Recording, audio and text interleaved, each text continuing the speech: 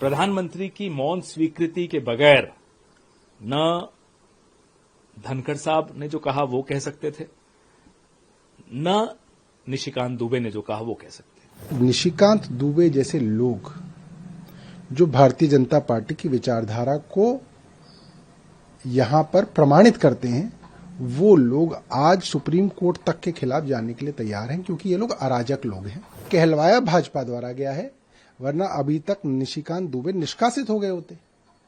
निष्कासित हो गए होते तो खबर ये चल रही होती कि निष्कासित हुए। अभी खबर क्या चल रही है कि निशिकांत दुबे ने ये बकवास की। सरेआम गालियां दी जा रही सुप्रीम कोर्ट सर्वोच्च न्यायालय को। भारतीय जनता पार्टी के इशारे पे ये हुआ है। मैं ये इल्जाम लगाता हूं, अगर नहीं हुआ होता तो इन दोनों के खिलाफ कार्रवाई हो गई होती। निशिकांत दुबे को ये कहना चाहिए कि यहाँ का संविधान फाड़ के फेंक दिया जाए, यहाँ की सुप्रीम कोर्ट बंद कर दिया जाए, यहाँ के सारे इंस्टीट्यूशन बंद कर दिए जाए। भारतीय जनता पार्टी के सांसदों की जो भाषा है वो निंदनीय है। समाजवादी पार्टी समझती कि देश की सबसे बड़ी अदालत को ऐसे सांसदों के बयानों का स्वतः संज्ञान लेना चाहिए, जिनसे देश का माहौल खराब होता है। ये संविधान पर भारतीय जनता पार्टी और संघ का जो लगातार हमला होता है, ये उसका एक जीता जागता ज्वलंत उदाहरण है। सिर्फ किनारा कर लेने से काम नहीं चलेगा।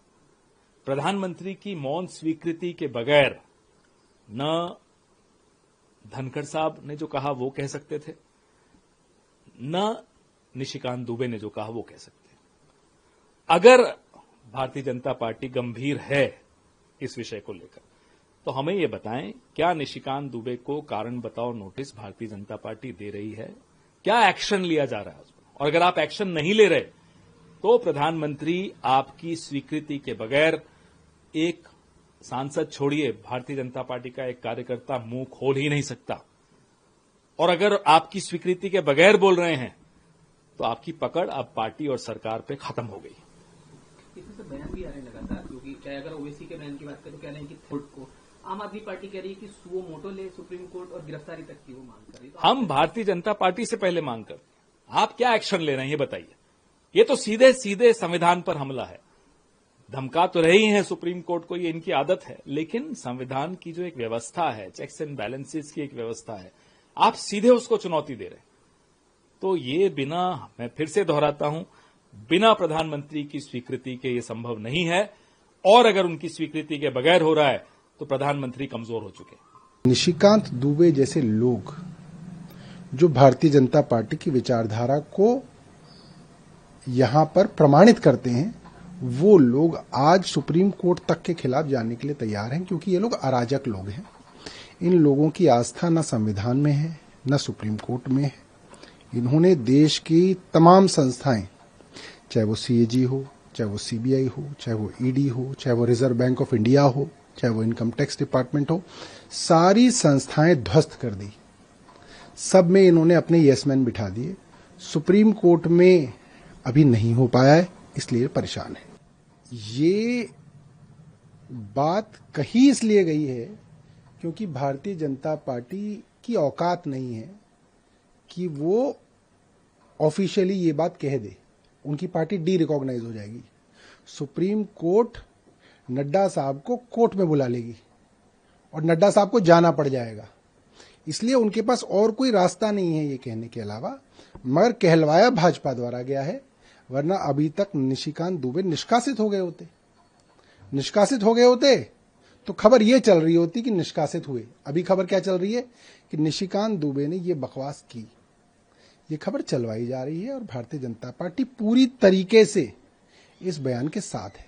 जिस भाषा का इस्तेमाल हुआ है, ये शालीनता की सारी सीमाएं तोड़कर ये दर्शाती है कि भारतीय जनता पार्टी का विश्वास लोकतंत्र में नहीं रहा। चुनाव के पहले ये कोशिश थी, कहा था हम अंबेडकर का संविधान बदल देंगे, भारत का संविधान बदल देंगे, वो नहीं कर पाए। क्रोनोलॉजी देखिए, पहले संविधान बदलेंगे, फिर पार्लियामेंट में लोगों को बोलने नहीं देंगे, बाहर निकाल के अपना विधेयक पारित करा लेंगे, और अब तो हद हो गई। सरेआम गालियां दी जा रही सुप्रीम कोर्ट सर्वोच्च न्यायालय को। भारतीय जनता पार्टी के इशारे पे ये हुआ है। मैं ये इल्जाम लगाता हूं, अगर नहीं हुआ होता तो इन दोनों के खिलाफ कार्रवाई हो गई होती। तो कुल मिलाकर भारतीय जनता पार्टी लोकतंत्र खत्म करना चाहती है और हम सब लोकतंत्र के साथ हैं, भारत के संविधान के साथ हैं, अंतिम क्षण तक इस लड़ाई को जारी रखें। निशिकांत दुबे को यह कहना चाहिए कि यहाँ का संविधान फाड़ के फेंक दिया जाए, यहाँ की सुप्रीम कोर्ट बंद कर दिया जाए, यहाँ के सारे इंस्टीट्यूशन बंद कर दिए जाए।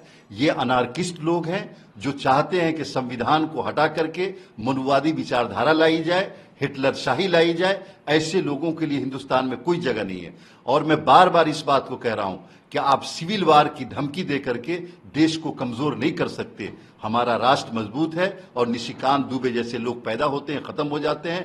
पूरा देश और पूरे देश के लोग निशिकांत दुबे जैसे लोगों की कड़ी निंदा कर रहे हैं और मैं खुद बहुत कड़ी मजम्मत करता हूं ऐसे लोगों की, और ऐसे लोगों को समाज में रहने का कोई हक नहीं। भारतीय जनता पार्टी अपने सांसदों के माध्यम से देश की न्यायपालिका पे दबाव बनाना चाहती है और फिर उन बयानों से किनारा करने का दिखावा करती है। तो समाजवादी पार्टी समझती है कि देश में न्यायपालिका सर्वोपरि है। अगर कोई सरकार ये सोचती है कि वो न्यायपालिका से ऊपर है, वो संविधान से ऊपर है, कानून से ऊपर है, तो ये देश लोकतांत्रिक देश है। भारतीय जनता पार्टी के सांसदों की जो भाषा है वो निंदनीय है। समाजवादी पार्टी समझती कि देश की सबसे बड़ी अदालत को ऐसे सांसदों के बयानों का स्वतः संज्ञान लेना चाहिए जिनसे देश का माहौल खराब होता है। ऐसे बयान निंदनीय है। समाजवादी पार्टी ऐसे बयानों की निंदा करती है। देश की न्यायपालिका में देश को भरोसा है। भारतीय जनता पार्टी का संविधान लोकतंत्र में भरोसा नहीं है। समाजवादी पार्टी समझती है ऐसे बयानों का माननीय सुप्रीम कोर्ट को स्वतः संज्ञान लेना चाहिए। यह देश की न्यायपालिका की अवमानना है।